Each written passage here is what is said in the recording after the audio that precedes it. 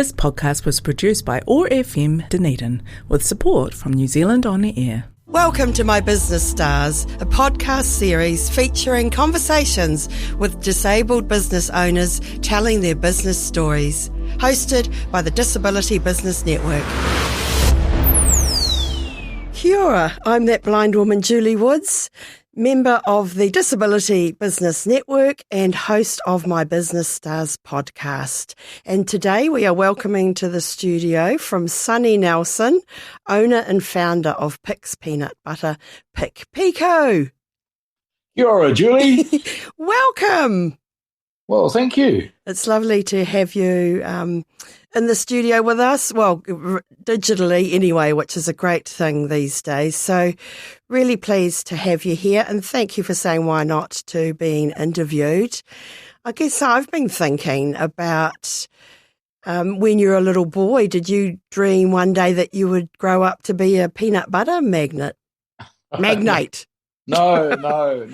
I did eat a lot of peanut butter, though. All my school lunches, peanut butter and lettuce sandwiches, and occasionally Marmite and Vegemite and walnuts. But peanut butter and lettuce was every day. It was fantastic. That's one of your recipes, is it? Yeah. Tell us, where were you growing up? Where did you grow up? I was born in Wellington. I spent my first 10 years in Wellington, and then we lived in Pakuranga in Auckland. And we were by the Tāmaki estuary. It was a pretty neat place to grow up in there. And, I went to local schools, walked to school. It was good. Those were the days. And tell us how the move towards peanut butter came about. Well, because I'd always liked peanut butter, and I'd always eaten it. And I was just sort of interested in what was going on with peanut butter always, and once I was out on a friend's boat. This was probably 40 years ago, and he was American, and he said, "What do you want on your sandwich?" And I said, "Have you got any peanut butter?" And he hauled this American peanut butter out of his cupboard, and it was called health style peanut butter. And I thought, this is weird. How could peanut butter be any healthier than being peanut butter? Anyway, this American health style peanut butter was healthy because it had reduced added sugar added. And I mean, I'd never heard of putting sugar in peanut butter, and I thought, well, if it's that common in America that you call it health style by putting less sugar in, sooner or later it's going to turn up in New Zealand, and it did. And it took a long time, but it finally did. And I thought this was the most revolting thing in the world when I saw it. So I just kept an eye on these things, and when the sugar turned up in the peanut butter, I was so disgusted I made some for myself. So that was kind of the start of it.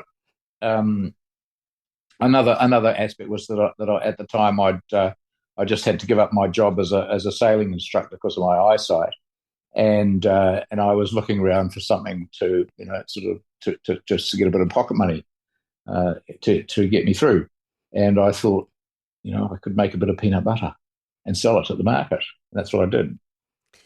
And how do you start making peanut butter? Is it a fairly easy process? Very simple. You just get peanuts and you roast them and squash them.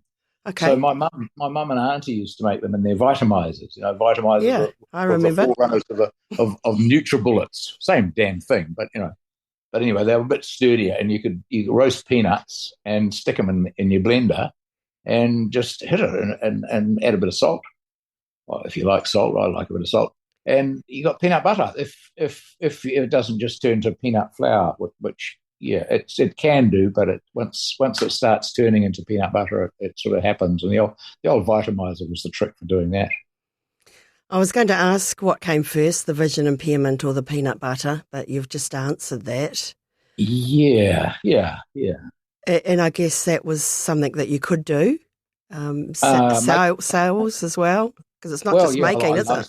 I love sales. And it's it's the same as doing talks. Your audience is sort of sitting there, and you're just imagining them sort of nodding, and sitting on the front of their seats, and when in actual fact they're probably just looking at their phones and sort of looking around for, looking at their watches and things. But no, I love doing sales. I love talking to people, and so that really suited me well, doing the market. That's a really nice reframe on sales, actually, because a lot of people get stuck on sales around the fear of rejection and what happens if they don't want to buy. But you've Yeah. just described it as you love people and having conversations with them. So would you consider sales as just a conversation? Oh, well, yeah, no, if you like people, it's an opportunity to talk to them, and that's the main thing. I mean, I do care if they don't buy it. I don't take it personally. I think that's their loss if they don't. If I give them a chance to buy peanut butter and they've never had it, and they say, "Oh no, I don't like peanut butter," and I harass them. I say, I get them to tell me why they don't like peanut butter, and I can understand. Because most peanut butter is disgusting. I mean, if I was eating the stuff I used to eat now, I can't believe how people do that. So, a bit of sympathy goes a long way, and quietly, and when they taste it and say, "Oh," I don't say, "Oh, yeah, told you so, I knew you'd like that." I say, "Well, you could eat that, couldn't you?" And they say, "Oh, yes, I could." And I don't skite. I just say, "Yeah, no, that's good," and let them go, because they'll think about it. Hey, it's lovely. I love talking to people like that, and as long as I feel like I'm doing them some good, I have absolutely no qualms about it. And of course, you've grown or outgrown the market. Do you still attend Oh, markets? we still do the Nelson Market. Yeah, no, we would never. That's our home ground. So yeah, no, that's where we come from, and so we'll keep doing the market. And people, they can buy it at all the shops around town, but people love coming and buy it from us, even if it is a slightly more expensive. That people, when you're selling stuff, you've got to make people enjoy giving you their money. Really, that's the deal. You can't. And if they're buying something from someone they like, that's going to continue. So it's good being having lots of friends, actually. And you give them the opportunity to have a purchasing thrill. Well, yeah. Well, they buy the stuff and they feel good about it. They could buy some other stuff, or they could buy something that's really cheap and say, "Oh, look, I've got a deal here." But if they buy something they're going to treasure, and they feel good about where their money's going, I think it's really special. And you've expanded on that special feeling because you now have Pic's Peanut World, don't you? Yeah, Peanut Butter World. Peanut Butter World, thank you. That's pretty cool. So we built that. It's an amazing building. It's a really very stunning building, and we built that so that people could come. We could thank them for helping us, because it's our customers that have built the business, and so give them an exciting place to come to, see the peanut butter being made, and sort of have a coffee and meet friends, and so we can talk to them and actually engage with them, so that they know we can put through 150 people a day, and we can have a close encounter with them, really, and thank them for supporting us. And that's in Nelson. That's in Nelson. At the moment, they're free tours. They're free tours. We rely on our merch department, so people come out the tour, say, "Oh, that was good. I think I might buy something." But so it's a cool wee system, and one of the neat things, it not only engages our customers with the business, but it helps our staff see how much their work's appreciated. When these people are wandering around the place going, "Oh, gee whiz, this is amazing. I love your peanut butter," and the staff get to hear that. The people who are working in the factory get to hear that, and it's not just the sort of the salespeople that get to hear that stuff. So it's rewarding for everybody. It's neat. What advantage do you think your vision impairment gives you in business? Well, I think, because I've got this dog. I've got Fido. He's getting pretty old now. He's snoring away at my feet at the moment, and he starts barking periodically because he's going a bit mad. But having Fido with me has been amazing. You don't forget the peanut butter guy with the guide dog, especially when you go to places where dogs aren't usually allowed. But also my inability to read and sort of figure out mechanical issues and engineering problems and things. It's been compromised, so I have to rely on other people to do it. And because I have to rely on them, I've been forced to delegate. And I know a lot of a lot of business owners, in positions like myself, we convince ourselves that we do everything way better than anyone else could ever do it, and we can't, we can't rely on anyone because we're such smarty pantsers. And so, but having to delegate stuff, you realise that there are people who do stuff, particular things, way better than I could ever do them, and it's been amazing. I mean, to realise there are people in the world who, when it's coming up to the end of the month, thinking, "Oh, wacky do! I can do the GST tomorrow." People get excited about that. And thank God there are people like that. But and engineers have been doing it all their life and thinking about nothing but how this joins to that and what will make that go. That they have such skills and bringing them all together and knowing that I trust them because I have to, and I do. I think people give their best work. Yeah, well, let's have a moment to ponder that. It's a great lesson, isn't it, for everybody in business, trusting your staff, and it sounds like you allowing them to reach their own potential and work to their best, play to their strengths. Yeah, I hope so. I try to do that. Sounds like you do. What's the best thing about having a business? Oh, I used to sail, So I used to skipper a cruising yacht, and so I go offshore with crew and what have you. And I loved that. I loved that responsibility and being, I love being responsible for people. And I think that that's the neatest thing is to have. We've got 50 people working there, and they're all supporting their families. They're all off having babies. I've totally lost count of the number of peanut butter babies that have been born for people, who are working for us. And I feel very paternal about these kids, So I think that's the neat thing is employing people. I think it's really lovely. You've got lots of peanut butter grandchildren. Yeah. Well, not just grandchildren, but children too. Yeah. Hardly old enough to have all grandchildren. No, I meant your staff. I meant your staff, your staff's children and grandchildren. Right? Yeah.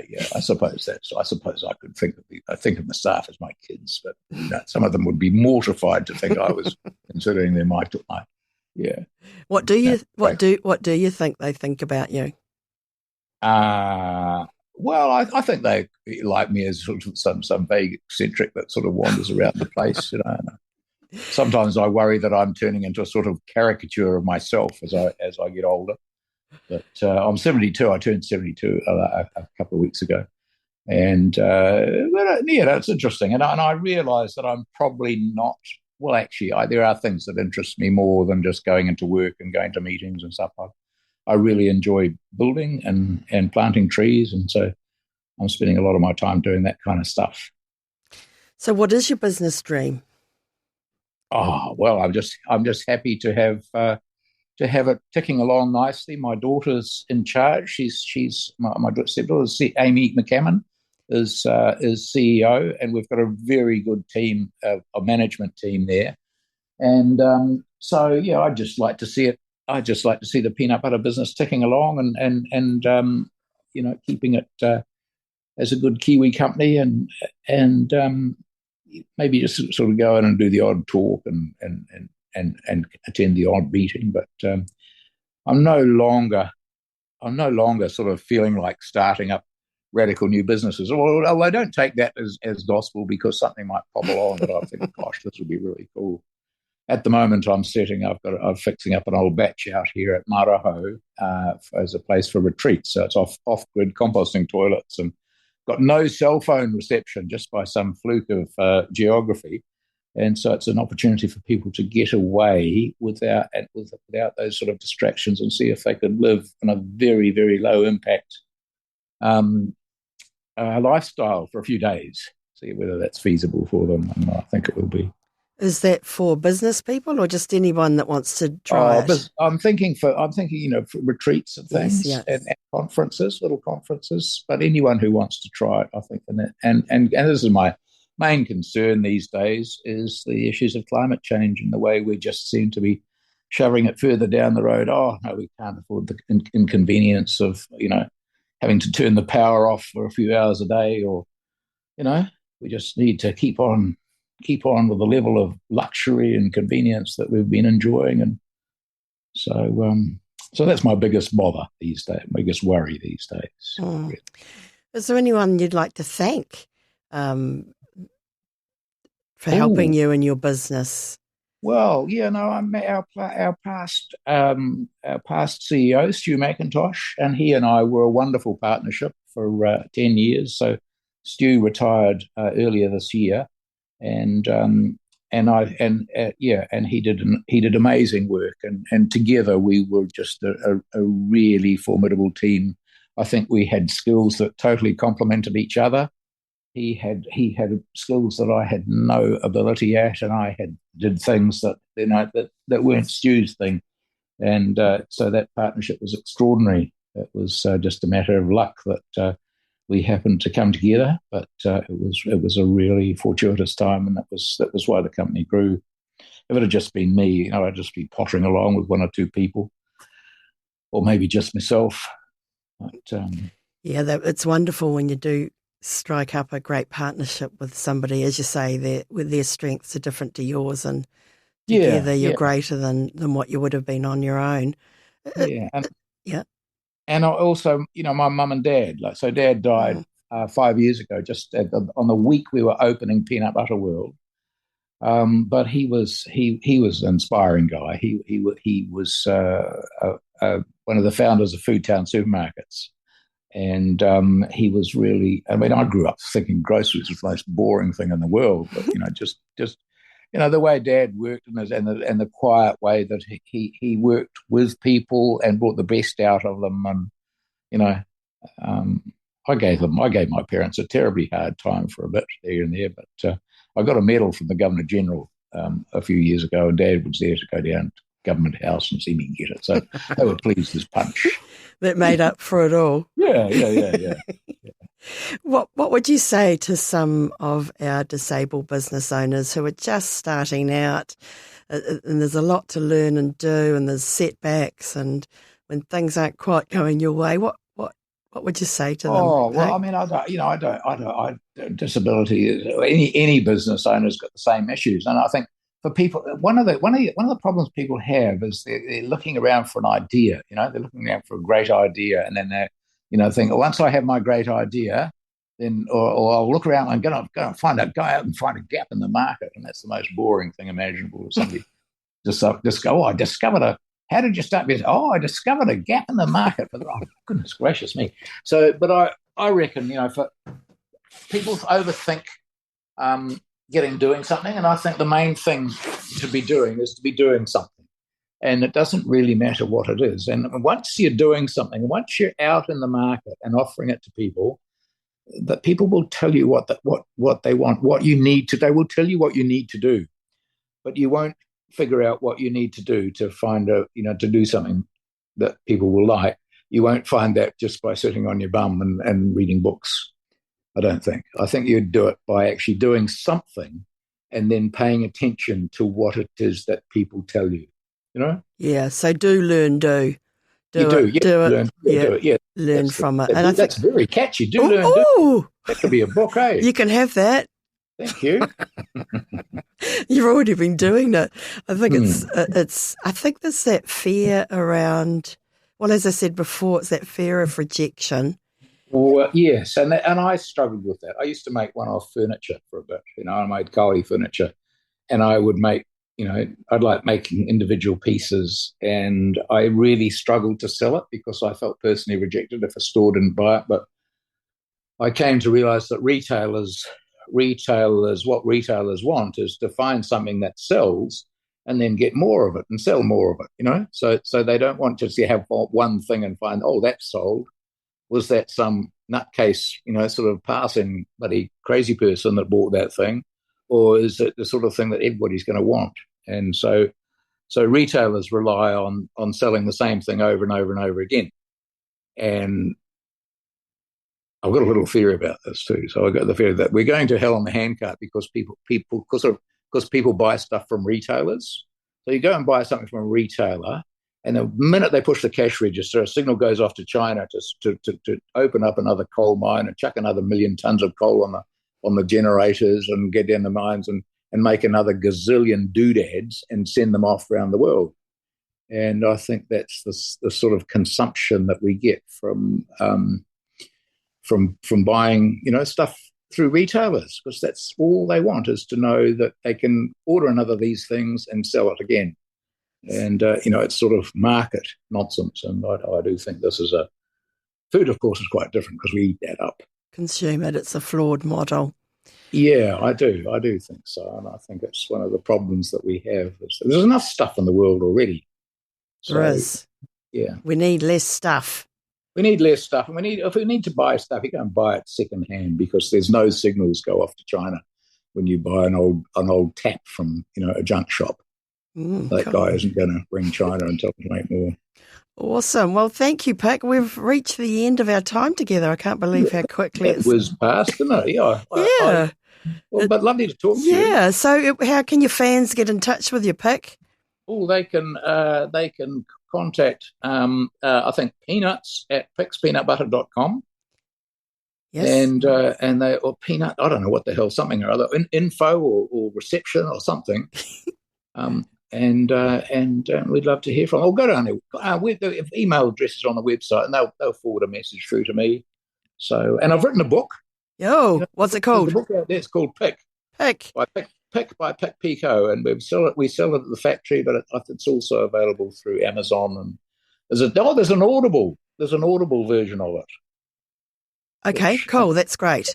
Okay. And I think all roads are leading to Peanut Butter World in Nelson. Please go and see Pic and his team. Awesome to talk to you, Pic.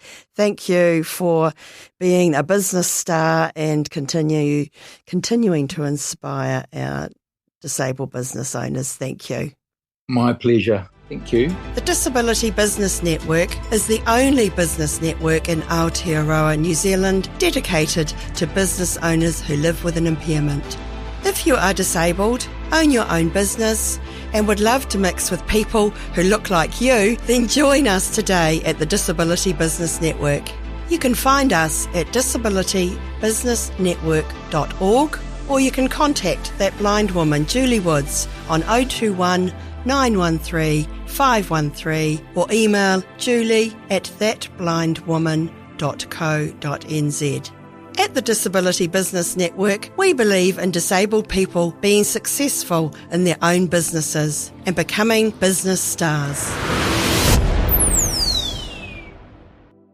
This podcast was produced by OAR FM Dunedin with support from New Zealand On the Air.